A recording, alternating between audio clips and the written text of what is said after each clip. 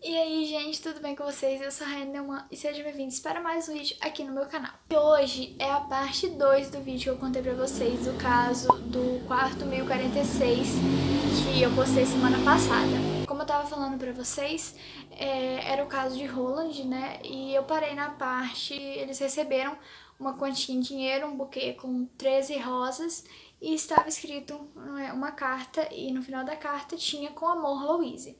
Então eu vou dar continuidade daqui. Então bora pro vídeo de hoje.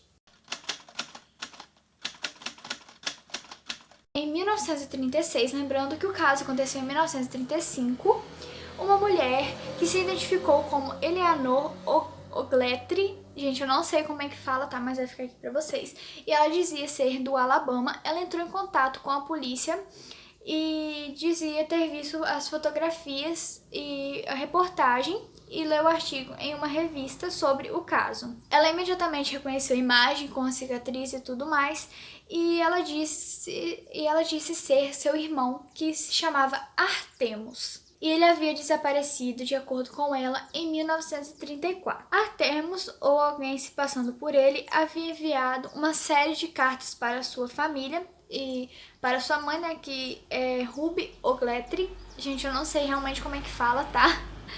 E todas elas eram datilografadas, ou seja, nenhuma estava escrita à mão.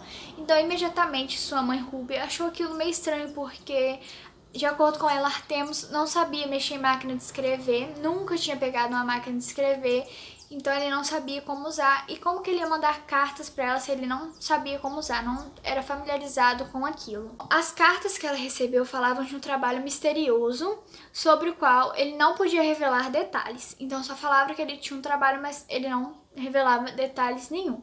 Então a mãe dele já começou a achar meio estranho aquilo tudo, que ele já estava escrevendo com uma máquina de escrever que ele não sabia usar, e ainda com um trabalho que ele não podia falar nada sobre, então ela começou a achar aquilo meio estranho.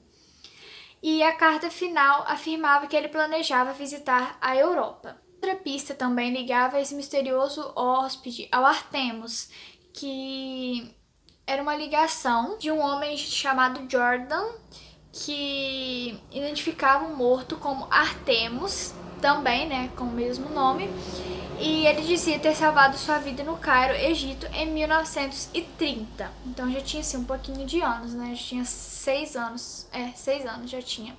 E o mais estranho ainda é que a polícia recebeu dessa testemunha uma carta com foto de Artemus nas pirâmides do Egito. E a semelhança entre Roland e Artemus era muito semelhante. A cicatriz, né, que os dois tinham, dava pra ver na foto que tinham no mesmo local, do mesmo jeito. E era assim, uma coisa muito idêntica. Então, mais uma vez, os policiais receberam pistas, só que novamente começou aquela confusão de novo. Quem seria essa pessoa que ligou, que se identificou como Jordan? Seria talvez o Dom que matou ele, que era responsável por todos os acontecimentos, que eles achavam, né, que o Dom que realmente o matou? Seria uma outra pessoa? Será que eles tinham ligação entre si? Ele teria sido o responsável pela morte de até Artemus, ou ele apenas foi uma coincidência que realmente ligou? Então, assim, tava uma coisa muito estranha. E cada vez que eles recebiam mais pistas, mais estranho o caso ficava, mais difícil de investigar o caso ficava. Nos anos seguintes, as autoridades continuaram procurando pistas para ver se conseguiam encontrar, mas não achavam nada, o caso estava esfriando e cada vez que eles procuravam mais coisas, não conseguiam achar. Estava cada vez mais difícil achar novas pistas, e com as pistas que eles já tinham, estava muito difícil chegar a uma conclusão de quem matou ele, como foi sua morte. Estava muito difícil chegar a uma conclusão. Então, em 2003, John Horner, acho que é assim que se pronuncia, um bibliotecário de Kansas City Public Library, foi contratado com um telefonema anônimo. E essa pessoa dizia ser um construtor que havia encontrado uma estranha caixa no sótão de uma casa que estava reformando. E Horner havia escrito uma matéria sobre o caso em 2000, e a pessoa achava que ele poderia se interessar por esse material que ele havia encontrado na caixa. Horner achou ali dentro uma pilha de recortes, fotografias e artigos publicados sobre o caso de Owen, juntados ao longo de anos e meticulosamente arranjados de uma maneira muito profissional. As fotografias de cenas de crime e da autópsia chamaram especialmente a atenção de Rony, que jamais havia visto um material tão completo sobre um caso e sobre esse mistério. Uma vez que era material autêntico, ele concluiu que o dono provavelmente era um policial que continuou pesquisando o caso mesmo passando anos. Então ele concluiu que era um policial que tinha se interessado pelo caso e estava tentando desvendar e ficou anos, né, tentando, juntando pistas, essas coisinhas, porque estava organizado de uma forma muito profissional. Então, seja lá quem tivesse reunido todas essas pistas, se fosse policial ou quem fosse, ele teceu algumas teorias a respeito do que aconteceu naquele dia. E sua teoria, datilografada com muito cuidado e guardada em uma pasta, descrevia um possível triângulo amoroso entre o Artemus e uma mulher misteriosa chamada Louise, que supostamente, né, era esposa de um criminoso ou de um político influente. E essa Louise, como eu contei no vídeo anterior, é a que deu a quantia de dinheiro para o seu funeral.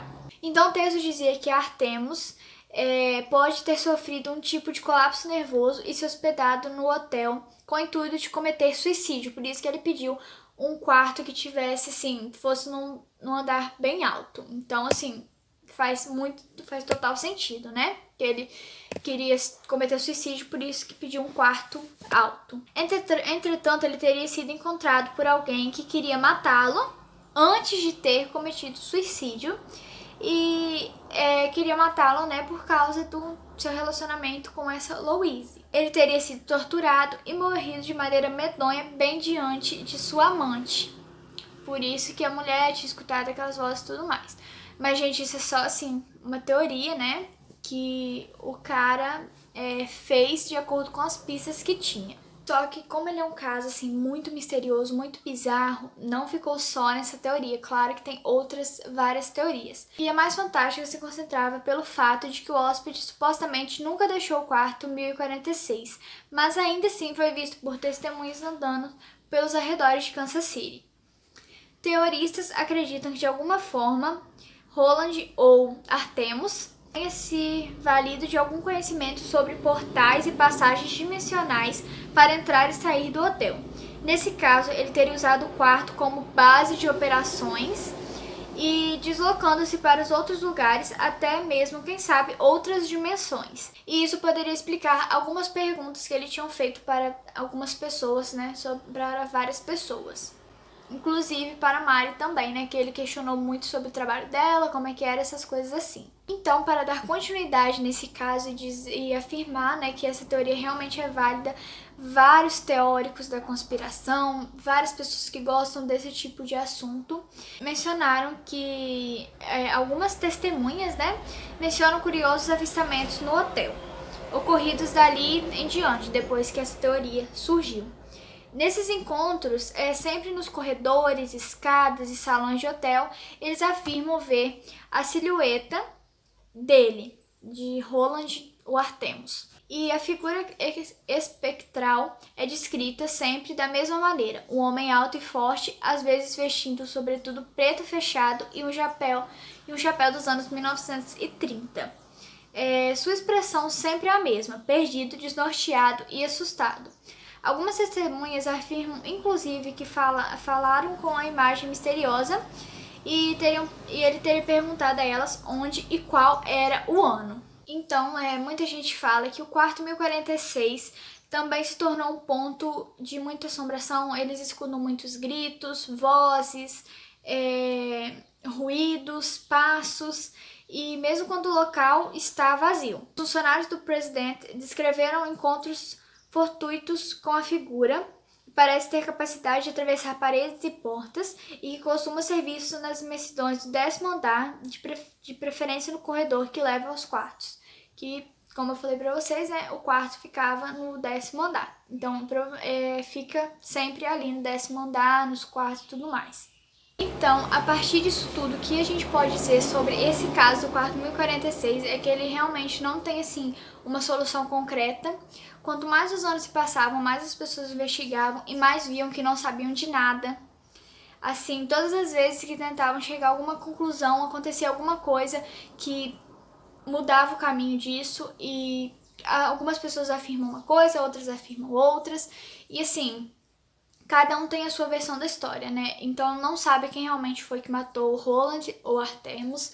Não sabe quem foi o assassino, se foi apenas uma pessoa, se foi duas, se foi mais, se foi porque ele tinha um triângulo amoroso, se foi porque ele tinha um caso com Louise, se foi o Dom que matou, se foi esse homem que mandou fotos, né, dele no Egito, que disse ter salvo sua vida.